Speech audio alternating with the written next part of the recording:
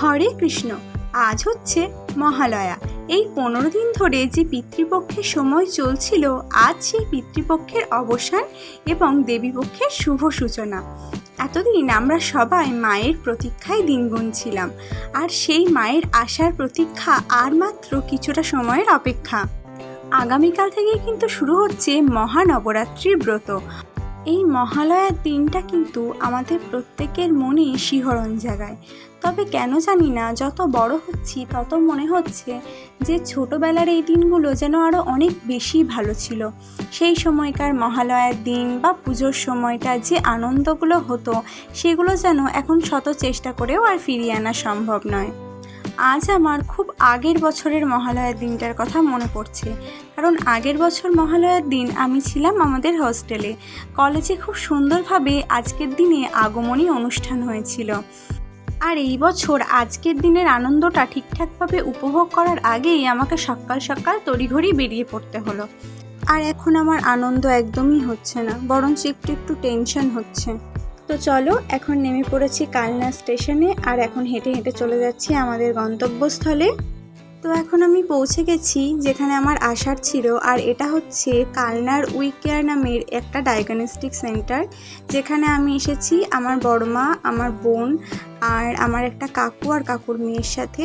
কারণ আমার আজকে এখানে, মানে শুধু আমার না, আমার বোনের, আমাদের আজকে এখানে কিছু রিপোর্ট করানোর আছে, আমার ইউএসজিও করানোর আছে। তো সেগুলো করাতেই এখানে চলে এসেছি। আর ভিতরে যেহেতু ক্যামেরা অ্যালাউ নেই, তাই কোনো ভিডিও করতে পারিনি, মানে যেখানে আমার ব্লাড নিচ্ছিল বা কিছু। কিন্তু আমি ব্লাড দিতে প্রচণ্ড ভয় পাই, মানে ইনজেকশানে আমার খুব ভয় লাগে। তো সেই জন্যই আমি একটু ভয় পাচ্ছিলাম। কিন্তু ঠিক আছে, এখন আমার ব্লাড দেওয়া হয়ে গেছে, আর হওয়ার পর আমরা এখন বাইরে দাঁড়িয়ে আছি। তো খুব একটা লাগেনি, একটু বেশি ভয় করছিলাম হয়তো। তো এখন দাঁড়িয়ে আছি কারণ এই যে এই পাশের একটা ঘর আছে যেখানে এখন ইউএসজি হবে। তো ডক্টর এখনও আসেননি, তার জন্য আমরা দাঁড়িয়ে দাঁড়িয়ে এখানে অপেক্ষা করছি। তো ভাবলাম যে চলো একটু ভিতরে গিয়ে বসা যাক। এটা হচ্ছে ওয়েটিং রুম। তো এখানে বসে আছি, কিন্তু এখানে জানি না কতক্ষণ বসে থাকতে পারবো, কারণ এই জায়গাটাতে না প্রচণ্ড একটা বাজে স্মেল ছিল, যেটা আমার একদমই ভালো লাগছিল না। একেই তো সকাল থেকে খাওয়া নেই, কারণ খালি পেটে থাকতে হয়েছে, যেহেতু ইউএসজি করবো। তার মধ্যে মানে বেশি বেশি করে খালি পেটে জল খেতে হচ্ছে, আর তার মধ্যে এরকম একটা বাজে স্মেল। তো আমার একদমই ভালো লাগছে না। তো যেহেতু আমি বললাম যে ওখানে আমার ভালো লাগছিল না, তাই আমি এখন একটু বাইরে চলে এসেছি। যেহেতু এখন অনেকটাই দেরি আছে, জানি না কখন নাম ডাকবে, কখন হবে। তো তাই ভাবলাম যে চলো বাইরেই যাওয়া যাক, বাইরে থেকে একটু এসে ঘুরে যাওয়া যাক। তো এখন আমি এখানে ঘুরঘুর করছি, আর এই যে এখন এখানে ফুল দেখছি। এখানে অনেক সুন্দর সুন্দর ফুল গাছ ছিল এই পাশের বাড়িটায়। জানি না এটা কাদের বাড়ি, তবে অনেক সুন্দর সুন্দর ফুল গাছ ছিল। তো একটা ফুল আমি ছিঁড়ে নিয়েছি, কারণ ফুল আমার কানে গুঁজতে খুব ভালো লাগে। আমি যেখানেই যাই, যেখানেই ফুল দেখতে পাই, এই যে ছিঁড়ে নিয়ে কানে গুঁজে এরকমভাবে সেজে গুঁজে ঘুরে বেড়াই। মানে ইউএসজি করাতে এসেছি, টেনশন হচ্ছে, একটু ভয় ভয় লাগছে। ব্লাড দিয়েছি, কিন্তু তাই বলে কি হয়েছে, তাই বলে কি ফুল দেখলে কানে ফুল গুঁজবো না?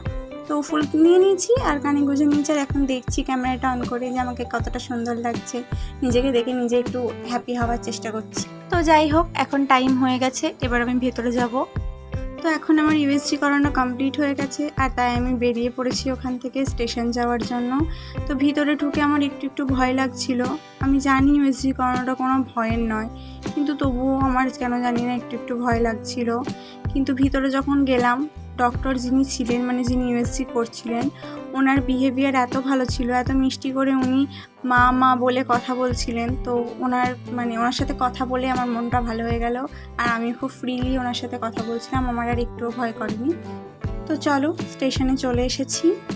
তো এখন আমি ট্রেন থেকে নেমে টোটোতে উঠে পড়েছি আর যাচ্ছি বাড়ির উদ্দেশ্যে। আর এর মাঝে আমি কোনো ক্লিপ নিতে পারিনি, ভিডিও রেকর্ড করতে পারিনি। তার কারণ আমার প্রথম তো খুব শরীর খারাপ করছিল, আর দ্বিতীয়ত আজ ট্রেনে এত ভিড় ছিল, মানে আর একটু হলে আমি এই ট্রেনটাও মিস করছিলাম। মানে এর আগে একটা ট্রেন ক্যান্সেল ছিল, তো যেই কারণে হয়তো এতটা ভিড় ছিল। অনেক কষ্ট করে ট্রেনে উঠেছি, প্রচুর পরিমাণে ভিড় ছিল। তো যাই হোক, চলো এখন যাওয়া যাক বাড়ি।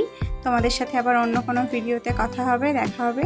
ততক্ষণ পর্যন্ত ভালো থেকো, আর সবাইকে টাটা অ্যান্ড হরে কৃষ্ণা।